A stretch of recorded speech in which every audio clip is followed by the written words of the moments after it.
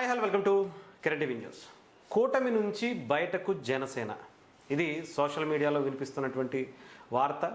అసలు దీని వెనకాల నిజం ఎంత ఉంది? ఇప్పుడు రాబోయేటువంటి లోకల్ బాడీ ఎలక్షన్స్కి సంబంధించి జనసేన పార్టీ తన నిర్ణయాన్ని తను ప్రకటించుకుంది. టీడీపీ కూడా వాళ్ళ నిర్ణయాన్ని వాళ్ళు కూడా నారా లోకేష్ గారు ప్రకటించుకున్నటువంటి పరిస్థితి కనిపించింది. రెండు విభిన్నమైనటువంటి వాదనలు వినిపిస్తున్నాయి. ముఖ్యంగా దీని మీద మనతో పాటు మాట్లాడేందుకు సీనియర్ జర్నలిస్ట్ కిరణ్ గారు మనతో పాటు ఉన్నారు. అన్న నమస్తే. నమస్తే హరి అన్న, మీకు ఒక ఆడియో వినిపిస్తా, దాని తర్వాత మీరు దాన్ని బట్టి డిసైడ్ చేసుకోవచ్చు ఎవరెవరు ఎలా సోషల్ మీడియాలో మాట్లాడుతున్నారు అనేది మీకు క్లారిటీ వచ్చేస్తుంది.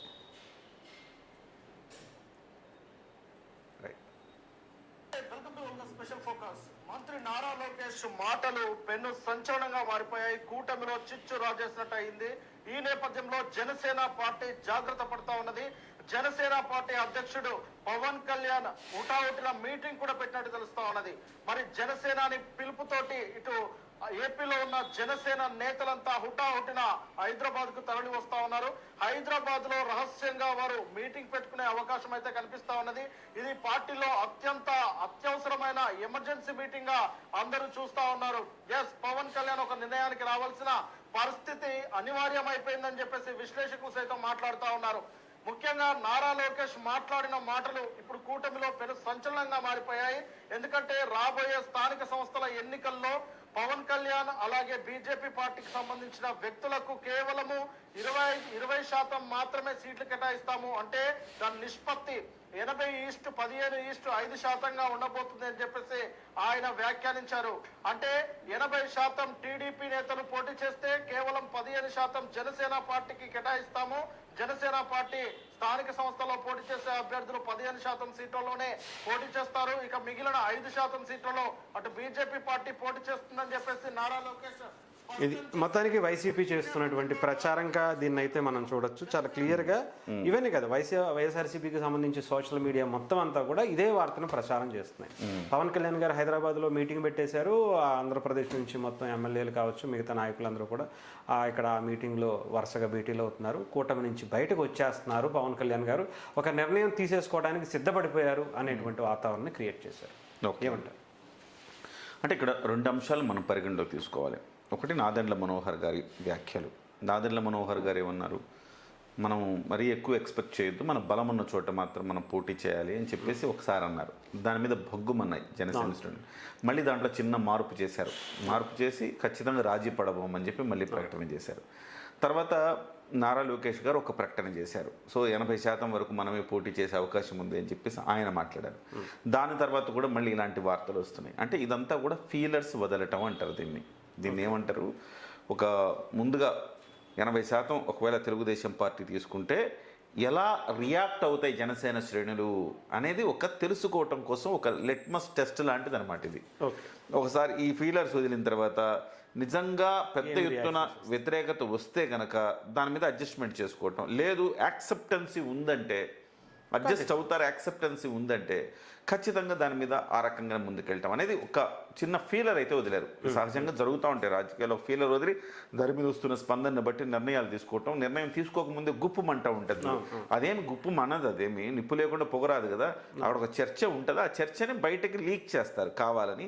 లీక్ చేసి దాని యొక్క పరిణామాలు, విపరిణామాల, మంచి పరిణామాలు ఏం ఏర్పడతాయని చూస్తారనమాట. ఆ క్రమంలో ఈ రెండు ప్రకటనలను మనం ఆ రకంగా చూడొచ్చు. ఇకపోతే పవన్ కళ్యాణ్ గారు కూటమి నుంచి బయటకు వచ్చేస్తారు, హుటాహుటిన మీటింగ్లు పెట్టేశారు, అది జరుగుతుందంటే ఇవన్నీ కూడా అభూత కల్పనలు.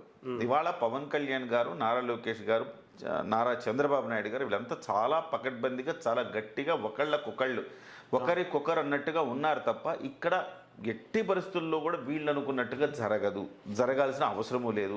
ఇవాళ పవన్ కళ్యాణ్ గారు గట్టిగా పట్టుబడితే ఇవ్వరా? ఖచ్చితంగా ఇస్తారు, అందులో డౌట్ ఏముంది. కాకపోతే ఇక్కడ ఒక చిన్న అంశాన్ని కూడా మనం గమనించాలి.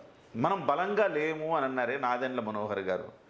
చాలా చోట్ల మనం ఇంకా బలపడాల్సి ఉంది అన్నారే. దాని మీద నెగిటివ్ వచ్చిందే. వాస్తవానికి కరెక్ట్ అది. బలంగా లేం కదా. ఎక్కడున్నారు బలంగా? జనసేన పార్టీ చెప్పాలి ఎక్కడున్నారు బలంగా. సో చాలా చోట్ల కేడర్ కూడా చెప్పాలా.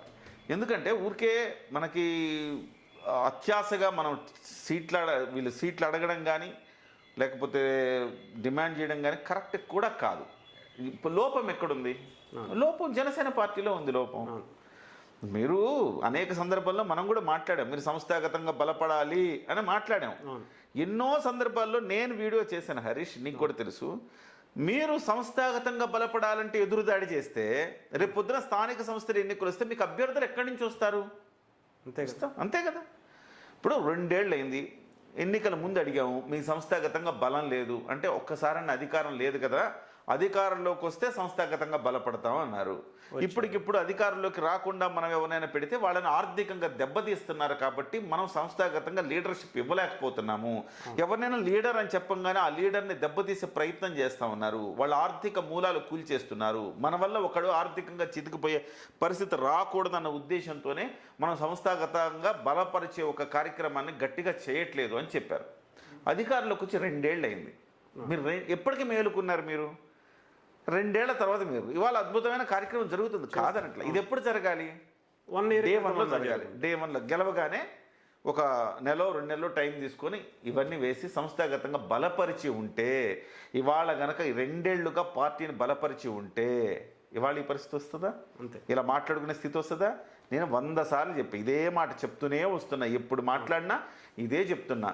రేపు పొద్దున పవన్ కళ్యాణ్ గారు మిమ్మల్ని మీరు అంతకుముందు మాకు బలం లేదు కాబట్టి 21 తీసుకున్నామంటే అందరూ యాక్సెప్ట్ చేశారు. యాక్సెప్ట్ చేయకపోయినా కొంచెం నెగిటివిటీ వచ్చినా మనలాంటి వాళ్ళని సపోర్ట్ చేశాం. సపోర్ట్ చేసి 21 తీసుకోవటం కరెక్టే. ఆయన్ని మీరు ఇబ్బంది పెట్టకూడదు, మీరు ఆయనతో కలిసి నడవాలని చెప్పిన వాళ్ళలో మొట్టమొదటి వ్యక్తిని నేను. సో అది చెప్తానే ఉన్నాను. కానీ ఇవాళ 2 ఏళ్ల తర్వాత సంస్థాగత ఎన్నికల తర్వాత కూడా మా దగ్గర బలం లేదు, మా దగ్గర బలమైన అభ్యర్థులు లేరు అంటే మిమ్మల్ని ఇంకా వ్యవస్థ ఎలా క్షమిస్తుంది?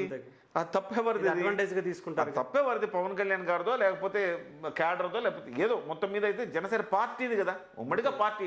పవన్ కళ్యాణ్ గారు అయినా ఎన్నేం చేస్తారండి? ఒకే ఒక్క వ్యక్తి ఎన్నేం చేస్తాడు? ఎంతసేపటికి ఆయన మీద దాడి చేసినా కానీ స్పందించలేని ఒక నాయకత్వాన్ని పెట్టుకొని ఆయన మాత్రం ఏం చేయగలుగుతాడు? ఆయన అడగాల్సి వస్తుంది. నా మీద దాడి జరిగితే మీరు కామ్గా ఉన్నారంటే స్పందించరా స్పందించరా స్పందించరా అడుక్కోవలసిన పరిస్థితిలోకి ఆయన నెట్టివేశారు. దీన్ని క్రమశిక్షణ అంటారా, భయం అంటారా, గౌరవం అంటారా? ఎవరికైనా ఒక్క మాట పవన్ కళ్యాణ్ గారి దగ్గరికి తీసుకెళ్ళి సార్ ఇలా చేస్తే బాగుంటుందని చెప్పే ధైర్యం ఎవరికైనా ఉందా? లేదు. నాకు తెలిసి ఎవరికి లేనట్టుగా కనబడుతుంది. చెప్పినా ఇటువైపు నాయకులు ఏమంటారంటే పవన్ కళ్యాణ్ గారికి చెప్తే ఆయన వింటారో లేదో, ఆయన కోప్పడతారేమో, ఇట్లా కొంతమంది ఆగిపోతారు. మనకెందుకు వచ్చిందిలే, మనది బాగానే ఉంది కదా, దీన్ని ఇట్లానే కొనసాగించుకో, ఆయన్ని మనం ఏమైనా సలహాలు ఇస్తే ఆయనకి మనం నెగిటివ్ అవుతామేమో, ఇలా ఎవరికి వాళ్ళ స్వార్థపూరితంగా ఆలోచించుకుంటే ఎవరు పవన్ కళ్యాణ్ గారికి చెప్పగలుగుతారు? పవన్ కళ్యాణ్ గారికి తెలియదా అంటే తెలుసు కావచ్చు, కానీ గుర్తు చేస్తానికి ఒక వ్యవస్థ ఉండాలిగా. మనమే ఎన్నో అనుకుంటాము. ఒక చిన్న వ్యవస్థని, చిన్న ఆఫీస్ మెయింటైన్ చేయడానికి కోసం మనమే ఎన్నో అనుకుంటా. నేనే మర్చిపోతూ ఉంటా, చాలా మర్చిపోతుంటా. ఇప్పుడు నువ్వు అన్న ఇది చేద్దాం అనుకున్నాం కదా అన్న, నువ్వు గుర్తు చేస్తే నాకు గుర్తు వచ్చేస్తుంటే మనం చేస్తూ ఉంటాం. సో అలాంటప్పుడు అంత పెద్ద వ్యవస్థలో ఆయన గుర్తు చేయాల్సిన బాధ్యత ఉంది కదా. సో ఓవరాల్గా జనసేన పార్టీ ఫెయిల్ అయింది ఈ విషయంలో. సంస్థాగత నిర్మాణం చేసుకోవటంలో ఫెయిల్ అయింది. కేడర్ కూడా పూర్తి స్థాయిలో కొంతమంది నాకు సీట్ ఇస్తే చూద్దాంలే, నన్ను ఇన్ఛార్జ్గా ఇస్తే చూద్దాంలే, నాకు నాయకత్వం ఇస్తే, నాకు అధ్యక్షుడిగా ఇస్తే చూద్దాంలే అనే దాని మీద అయిపోయారు వాళ్ళు కూడా. పిఓసీలు ఉన్నారు. ఏ పిఓసీకి ఒక జనాల్లో మనం వెళ్ళాము చాలాసార్లు, నువ్వు వెళ్ళి చాలా చోట్ల ఇంటర్వ్యూలు చేసావు పబ్లిక్ని. పిఓసీ తెలుసా అంటే ఒకరికైనా తెలుసా? పేరు ఊరు తెలియని వాడిని పిఓసీగా పెడితే ఏంటి ఉపయోగం? వాడు ఏం చాలా చోట్ల పార్టీ ఆఫీసులు లేవండి. నిన్నగాక మొన్న నర్సీపట్నం గురించి, ఆ నర్సీపట్నంలో జనసేన పార్టీ పిఓసీ ఎవరు తెలియదు. జనసేన పిఓసీ ఉండాలంటే ఒక ఆఫీస్ ఉండాలిగా. దుస్థితి ఆఫీసు, నర్సీపట్నంలో ఆఫీస్ లేని దుస్థితి. కొత్తగా ఇంకొక నాయకుడు వచ్చాడు దొరబాబు అని, ఆయన ఒక ఆఫీస్ పెట్టుకున్నాడు. జనసేన పార్టీ అంటే ఆయన కోసం కాదు, జనసేన పార్టీ ఒక ఆఫీస్ ఉండాలి, కార్యక్రమాలు చేయాలి, మనం యాక్టివ్గా ఉండాలని చెప్పేసి ఆఫీస్ పెట్టాడు. కానీ ఆయన పిఓసీ కాదు. వెంటనే ఆయన ఎప్పుడైతే ఆఫీస్ పెట్టాడో వీళ్ళెవరో మన పోటీకి వస్తున్నారు అనుకున్నారు. వెంటనే పైనుంచి తెలుగుదేశం వాళ్ళు లేకపోతే ఈ పిఓసీ తెలుగుదేశం నాయకత్వం కలిసి ఇతని మీద కేసు పెట్టింది అనేది అక్కడ స్థానికంగా చెప్పుకుంటున్నారు. అంటే ఇంకెక్కడ ఎదుగుతుందండి పార్టీ? ఎట్లా ఎదుగుతుంది?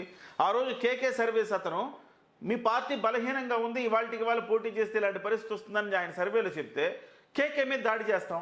పెద్ద నాయకులు కూడా విచిత్రం ఏంటంటే ఇప్పుడు ఒక కోర్ కమిటీ స్థాయి నాయకులు కూడా కేకే మీద దాడి చేశారు. ఎట్లా కేకే మీద దాడి ఎట్లా చేస్తారు? మీకు 21 వస్తాయన్నప్పుడు కేకే ఏమన్నా మీ దగ్గర డబ్బులు తీసుకొని చెప్పాడా? లేదు కదా. ఇవాళ మీరు డల్ అయిపోయారా, మీ సంస్థాగతంగా వీక్ ఉన్నారు, మీకు బలం లేదు, మీలో అయితే కష్టం మీరు అని చెప్తే వైసీపీ దగ్గర డబ్బులు తీసుకొని చెప్పాడంటే ఎట్లా? ఆ రోజు కూడా మనం మాట్లాడాం, ఏమని మాట్లాడాం, ఇది కరెక్ట్ అయితే దీన్ని ఆత్మ పరిశీలన చేసుకొని మీరు సరి చేసుకోండి, తప్పు అయితే ఓకే మాట్లాడుకున్నారా అనుకోండి, అంతే తప్ప మీరు ఎదురుదాడి చేయడం వల్ల ప్రయోజనం ఏంటి? ఇవాళ మళ్ళీ మాట్లాడుతున్నారు ఏమని, మనకంత బలం లేదు కదా అని. ఎవరిది లోపం? ఇవాళ బలం లేనప్పుడు ఉదాహరణకు అనుకుందాం, బలం లేదు అక్కడ, అయినా సీట్ అడిగి తీసుకున్నాం, వాడు డబ్బులు ఖర్చు పెట్టాడు, వాడు తిరగడు, టీడీపీ కూర్చుంటే గెలిచే సీట్ అది, కానీ జనసేన పార్టీకి ఇచ్చి ఓడిపోయారు అనుకోండి, ఎవరిది లోపం అయింది? ఓవరాల్ కూటమి పోతుందిగా. బ్లేమ్ అంతా మళ్ళీ జనసేన మీద వేస్తారు. జనసేన పార్టీకి ఇన్ని సీట్లు కలిసి ఉండేదని అంటారు. ఇవాళ జనసేన పార్టీకి ఎలాంటి రికార్డు ఉంది? 21 గెలిచారని కాలర్ ఎగరేసుకుంటున్నారు. అలాంటిది రేపు పొద్దున జనసేన పార్టీకి 30% ఇస్తారనుకున్నాం ఉదాహరణకు, 15% గెలుస్తారు. తెలుగుదేశం పార్టీ తీసుకున్న 70%లో తెలుగుదేశం పార్టీ 60% గెలుస్తుంది. ఇప్పుడు ఏమంటారు? ఆ సీట్లు కూడా ఇచ్చుంటే మేము గెలిచేవాళ్ళం కదా అంటారు. బ్లేమ్ అవుతారా లేదా జనసేన పార్టీ? ఇది ఎక్కడ పడుతుంది? తిరిగి 2029 ఎన్నికల మీద పడుతుంది. సో ఇవాళ దీంట్లో అంత పట్టు విడుపులు ప్రదర్శించాల్సిన అవసరం ఉంది. ఇవాళ స్థానిక సంస్థల ఎన్నికలు గెలిచేస్తే ఈ ప్రభుత్వాలు ఏం మారిపోవు, కానీ ఇది ఒక ప్రతిష్టాత్మకం. అంటే స్థానిక సంస్థల ఎన్నికల్లో సరిగా పెర్ఫార్మెన్స్ లేకపోతే ఈ ప్రభుత్వం సరిగా పనిచేయట్లేదు అంటారు. సో అది ఇంపాక్ట్ అయ్యి జగన్మోహన్ రెడ్డికి మేలు చేస్తుంది. స్థానిక సంస్థల ఎన్నికల్లో గెలవటం అనే దాన్ని గెలిస్తే వచ్చే అడ్వాంటేజ్ కంటే ఓడిపోతే ఎక్కువ డిసడ్వాంటేజ్ ఉంది హరీష్. గెలిస్తే ఏమంటారు తెలుసా? అధికారంలో ఉంది గెలుస్తారు కదా అంటారు. ఓడిపోతే ఏమంటారు? అధికారంలో ఉండి కూడా గెలవలేకపోయారు, ఎంత వీక్ ఉన్నారు వీళ్ళు అంటారు. సో ఇది మినిమం రెస్పాన్సిబిలిటీ గెలిపించుకోవడం అనమాట. మరి దానికి సంబంధించి పవన్ కళ్యాణ్ గారికి తెలియదా అంటే తెలుసు. ఏదైనా ఉంటే పవన్ కళ్యాణ్ గారు మాట్లాడతారు. పవన్ కళ్యాణ్ గారి క్యాడర్ బలం ఏంటో తెలియదా? ఎక్కడెక్కడ ఎన్ని చోట్ల బలంగా ఉన్నామని తెలియదా? ఆ మాత్రం ఆయన అనాలిసిస్ చేసుకుంటారు.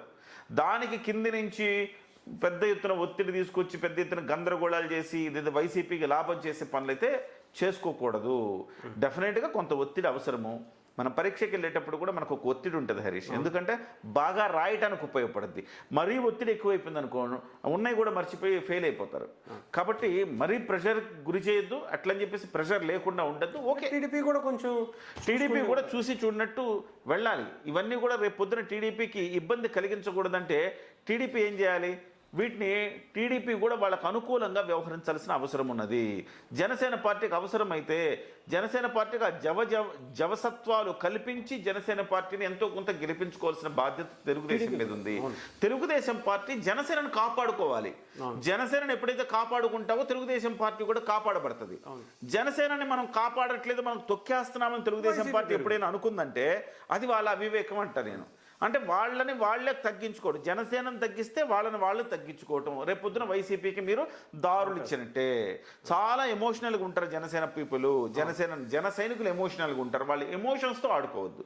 కొంచెం దీన్ని సార్ట్అవుట్ చేయటంలో ఇరువురు కూర్చొని ఇలాంటి బహిరంగంగా ఇలాంటి ప్రకటనలు ఇచ్చి గొడవలు తెచ్చుకునే ఒక పరిస్థితిని క్రియేట్ చేయకుండా దీనికి ఒక మధ్య మార్గంగా ఒక చిన్న ఇవ్వాల్సిన అవసరం ఉంది. అవసరమైతే పవన్ కళ్యాణ్ గారు అన్నారు కదా, 30 స్థానిక సంస్థల ఎన్నికల్లో 30% మేము పోటీ చేస్తాం అన్నారు కదా, ఇప్పుడు అడ్జస్ట్ అవ్వండి, ఈ నామినేటెడ్ పదవుల్లో రేపు పొద్దున వచ్చేటప్పుడు ఖచ్చితంగా 30% పోటీ చేస్తాం అన్నారు కదా పవన్ కళ్యాణ్ గారు.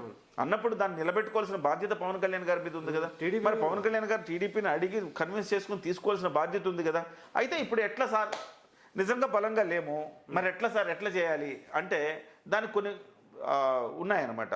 ఇప్పుడు జనసేన పార్టీ బాగా బలంగా ఉన్న చోట్ల జనసేన పార్టీకి ఇవ్వాలి అంతే. ఇప్పుడు ఉభయ గోదావరి జిల్లాలో జనసేన పార్టీ చాలా బలంగా ఉంటుంది.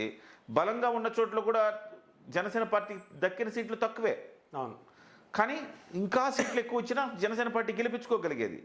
సో ఆ రకంగా ఉన్నాయి. ఒక చోట తగ్గిపోయింది, ఏమీ లేదు, ఏమి ఇవ్వాల, ఈ జిల్లాకి 30%, ఆ జిల్లాకి 30% అని చూసుకోకుండా ఓవరాల్గా 30% ఇవ్వగలిగిన అవకాశం అయితే ఉంది. ఓవరాల్గా 30% అంటే 30%లో మరి ఇక్కడ బీజేపీ సమీకరణం ఏంటి? బీజేపీకి ఒక 10%, వీళ్ళకి 30%, 40 పోతే 60% వాళ్ళు పోటీ చేయాలి లెక్క ప్రకారం అయితే. సో ఇది ఓవరాల్గా స్టేట్ లెవెల్లో 30% ఇచ్చే అవకాశం అయితే ఉంది. ఎందుకంటే ఒక చోట కాన్సన్ట్రేటెడ్గా బలంగా ఉన్నారు కదా, అలాంటి చోట్ల ఇవ్వాలి. కానీ అలాంటి చోట్ల ఇస్తే తెలుగుదేశం పార్టీ నష్టపోయే అవకాశం ఉంది. అసలు క్యాడర్ కూడా డిమోరలైజ్ అయ్యింది తెలుగుదేశం పార్టీ. అందుకోసం తెలుగుదేశం పార్టీ వాళ్ళు ఆ రకంగా ఇవ్వరు. కానీ ఎట్లా దీన్ని మాత్రం అటువైపు జగన్మోహన్ రెడ్డి లాంటి వాళ్ళు కాచు కూర్చున్నారు కాబట్టి ఇలాంటి సున్నితమైన అంశాలను చాలా జాగ్రత్తగా డీల్ చేయాల్సిన అవసరం ఉంది. అది పవన్ కళ్యాణ్ గారు, లోకేష్ గారు, చంద్రబాబు గారు కూర్చొని ప్రజల్లో ఆవేశాలు లేకుండా ఒక మంచి నిర్ణయం తీసుకుంటారని ఆశిద్దాం. రైట్ అన్న, థ్యాంక్ యూ సో మచ్.